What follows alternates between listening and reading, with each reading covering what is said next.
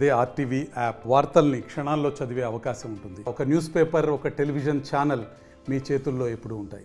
గాంధీ చౌక్లో మన సిసిఎస్ మరియు 3 town CCS సిబ్బంది మరియు 3 టౌన్ సిబ్బంది ఇద్దరు కలిసి ఇన్ఫర్మేషన్ మీద సంపటి ఉమాప్రసాద్ అని చెప్పే పాత నేరస్తుని పట్టుకున్నారు. అతన్ని ఇంట్రాగేషన్ చేయంగా అతను ఖమ్మంలో దాదాపు ఇప్పుడు ఖమ్మము వైరా మొత్తం 8 అఫెన్స్లు ఒప్పుకున్నాడు. అతని దగ్గరికి వెళ్ళి దాదాపు 29 తులాలు అంటే 290 గ్రాముల బంగారము రికవరీ చేయటమైంది. ప్లస్ ఇతను కొన్ని ఇళ్లలో పైసలతోని 40,000 70,000 అట్లా పైసలు కూడా తీసుకున్నాడు. దాంతోనే హైదరాబాద్లో ఒక స్కూటీ కొన్నాడు. 1,20,000 పెట్టి స్కూటీ కొన్నాడు. అది హైదరాబాద్లో ఉంది. ఇతన్ని మళ్ళీ పోలీస్ కస్టడీ తీసుకుని ఆ స్కూటీ కూడా రికవర్ చేస్తాము.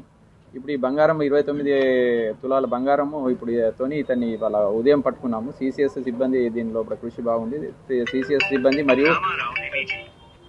సిబ్బంది మరియు 3 టౌన్ సిబ్బంది ఇద్దరు సిబ్బంది వల్ల కృషి వల్ల పట్టుకున్నాము. దాదాపు 8 కేసులు దీనిలో కూడా డిటెక్ట్ అయినాయి. గతంలో కూడా ఇతని మీద చాలా కేసులు ఉన్నాయి.